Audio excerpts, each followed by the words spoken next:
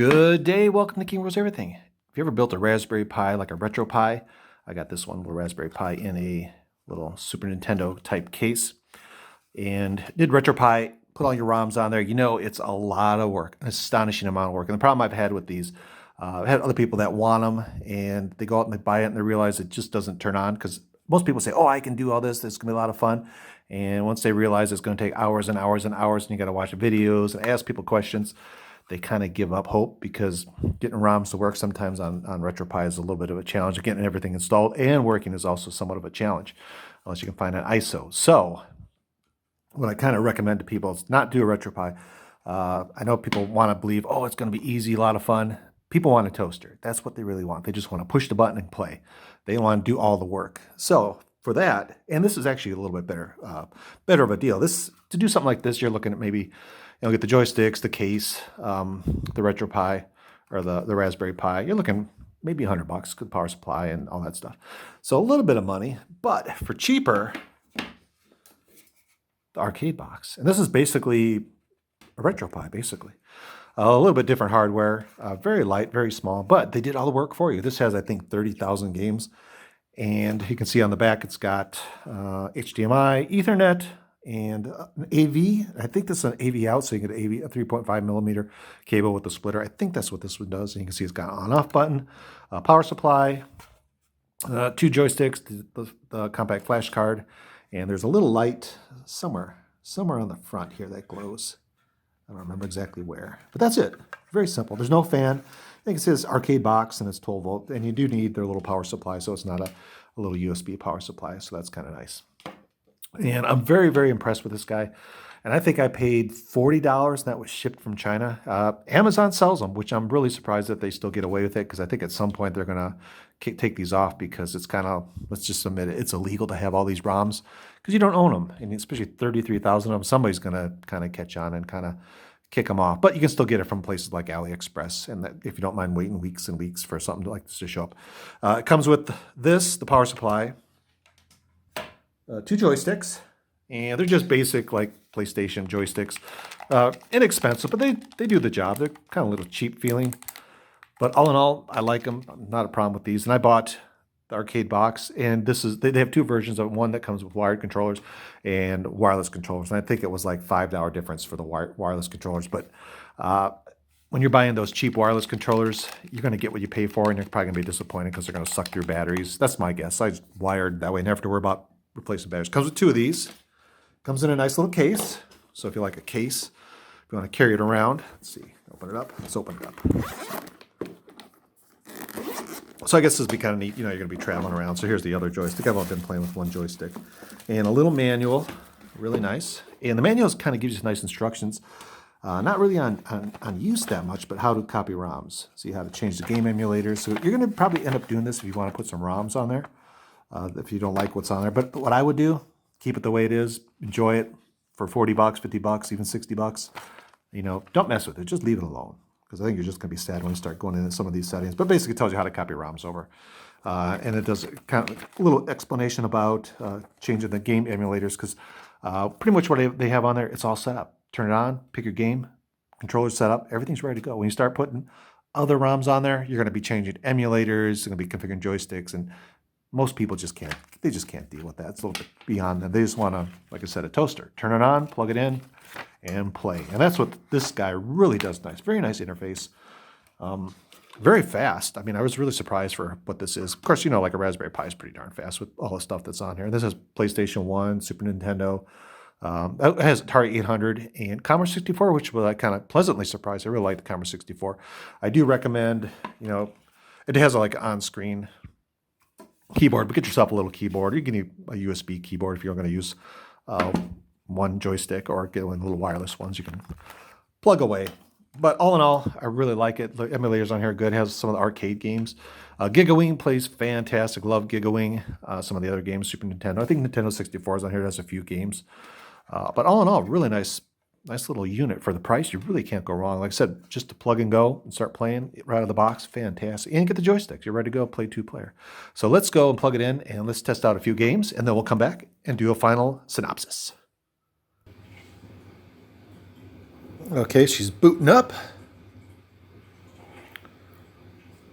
Emulation Station. See, it's finding all the systems.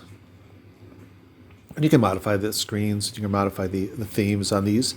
Kind of neat. I like to leave it the way it is because I like it the way it is. And so you see we have Super Nintendo, Super Graphics,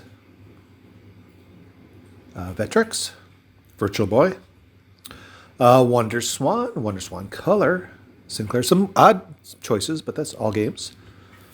My favorites: Amstrad, Atari 2600, 5200, 7800, Atari 800, Lynx, ST, and of course Arcade Adams Wave, and my favorite Commodore 64, Capcom 1 system. There was 5,000 games in there. Capcom 2 and 3 play system, Dreamcast, just a couple games there. And of course you have some arcade games, and the disc system, Game & Watch, Game Gear, Game Boy, another one of my favorite, Game Boy Advance, Game Boy Color, Genesis, Intellivision, MAME, there's some more arcade stuff, Sega Genesis, MSX2, Nintendo 64, Naomi, arcade system, of course DS, Neo Geo, and Neo Geo CD, and the Nintendo, Neo Geo Pocket, Neo Geo Pocket Color, Odyssey 2, and this Beats is kind of like, I think it's like an open source of Streets of Rage. Okay, TurboGrafx CD, all the ports, PSP, PlayStation, Sega 32X, Sega CD, which I just got one of these recently, SG-1000, and of course back to Super Nintendo. So we'll kind of just go in here, kind of just take a quick peek and kind of see the menus. A lot of games in here, of course. We then use the A and B buttons to go back and forth. B selects, A goes back. It took me a little while to get used to that, but Super Graphics, see just a couple games there. Vectrex, I think they got all the Vectrex games in here.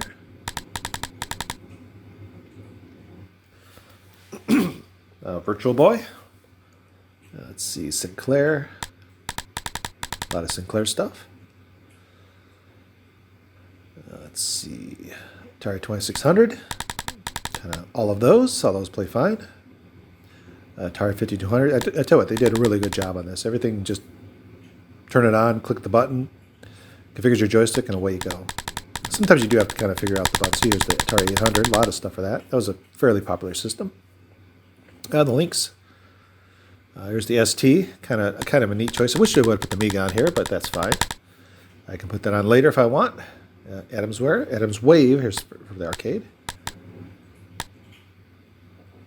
Commodore 64. A lot of Commodore 64 games. About 5,000 Commodore 64 games on here. It's Capcom 1. Pretty much all the games for that system. And Capcom 2. Here's and I'm looking for 𝗔𝗿𝗃. There it is. Oh, my favorite game. There's Capcom 3. Not many games for that system. Dreamcast, a couple games. Always like Crazy Taxi on there. And here's like the old school arcade games. Here's the system for the Nintendo. Game & Watch, if you like those. Game Gear. Never had a Game Gear. Game Boy, the classic. Game Boy Advance, a lot of great games on that system. Genesis, 890 games, quite a few games. Really a great system.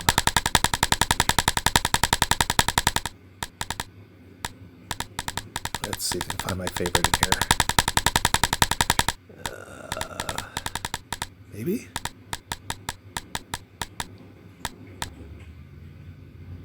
We'll play one. We'll play Double Dragon.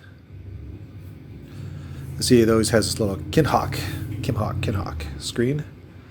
You see, configure the joystick, found the ROM, and I always like the little marquees on the left and right to make it a 4x3 screen. You can change these off, turn them off. I like them. I just leave them on. This is all kind of a default out of the box. It's kind of the way to go. And these all play just fine.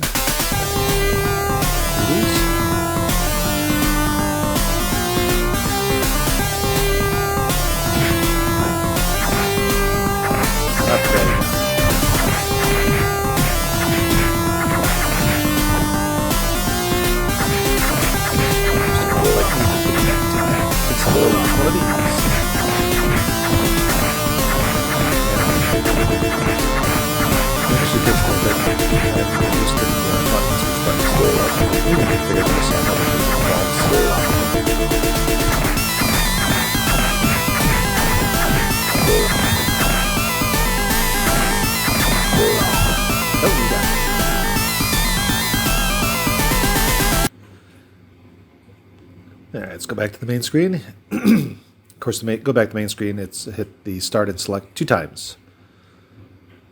There's MAME. Now let's see. We'll find something fun to play.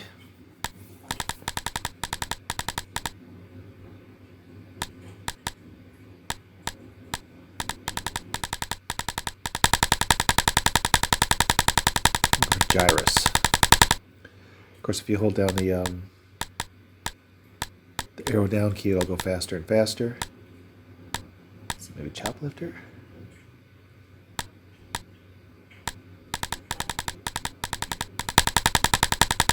Let's play Gyrus. There you go. You can see quite a lot of games. I don't think you're going to get bored of this anytime soon. There's 𝗔𝗿𝗰𝗱𝗲 retro games. There's the ROM booting up, and there we go. And the select key adds coins, and the start key starts the game.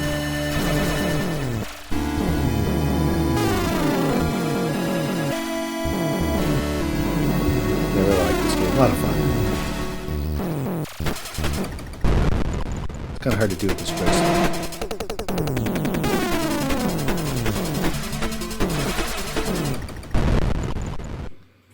And I'm not doing very good. Let's go back. So again, double click start and select at the same time, 2 times. There's Nintendo 64. Let's see. Here, look at the ports. So they have Doom, a couple other neat games in there. Diablo. I'll play really well. Let's see what's W or VVVV. Okay, there's a PSP. Let's see. Let's try 𝗔𝗿𝗰𝗱𝗲. My favorite game. I love this game. I've tried 𝗔𝗿𝗰𝗱𝗲 2. So hard. 𝗔𝗿𝗰𝗱𝗲 1's a little easier. This is a great game. You just want to go, just do some blasting. Just blast away.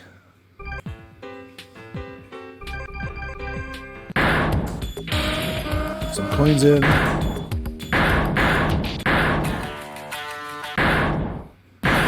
get started. Come on, ready to start.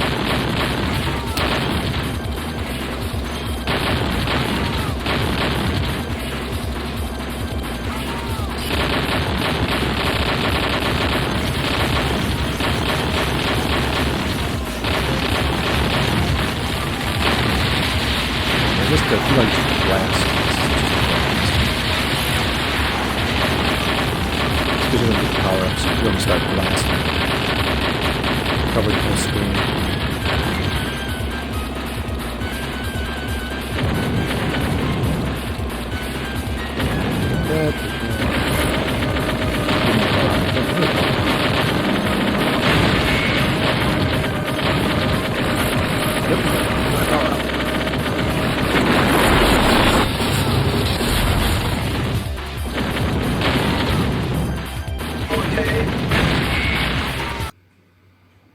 Whoa, he got me. Well, you get the idea. Let's go back.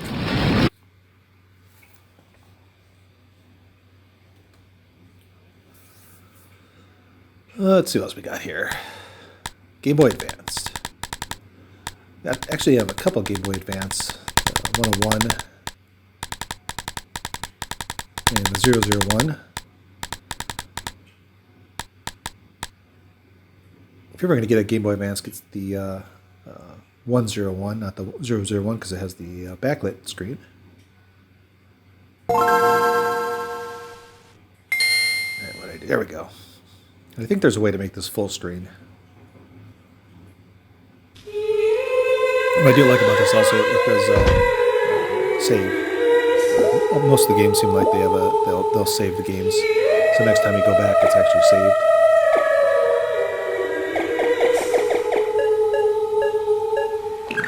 Let's give it a name. It's good.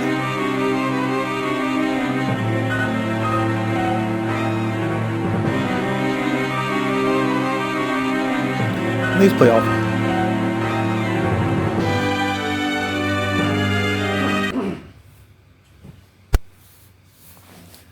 Yeah, that's enough of that.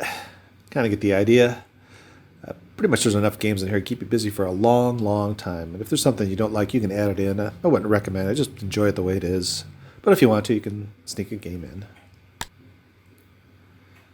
Let's do a Neo Geo CD, Metal Slug, just the classic. And this one's kind of neat because it shows the red blood, where the English one had showed up like as water when you shoot the person.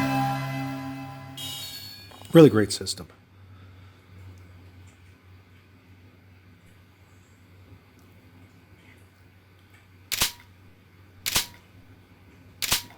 There we go. Metal Slug. So you got 5 credits. Yes.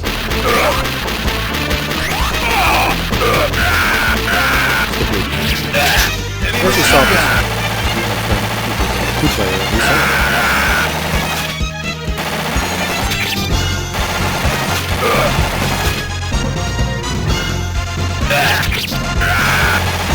These plays just like the. Thank you. Heavy machine gun. Thank you. Select buttons. Credits. Playing shot. Thank you. Heavy machine gun.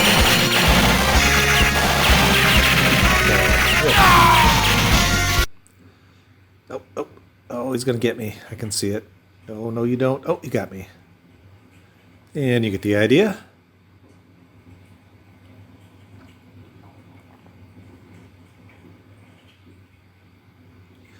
If you kind of look at the bottom, you see menu, random. There's little options at the bottom let you change your options on the emulators and all that fun stuff. You can see here some settings. We're not going to go into them. I kind of recommend just leave them be. Here's the video mode. You can change the video mode if you want to put it 720p, you know, that kind of thing. You can start the boot. Let's see what's got here. Danger zone, which I have not looked at. Let's quit out of there. You can do a reboot. And I do recommend going in and doing a shutdown system. Do it properly, because it is Linux. You want to shut it down properly. There's Nintendo DS, and the DS is kind of neat because you can still use the pointer on the left, or actually the right-hand side. And you can change it up, down, left, or right. A little awkward. You can see here's the pointer because you need the stylus to click on the bottom screen, and that all works fine.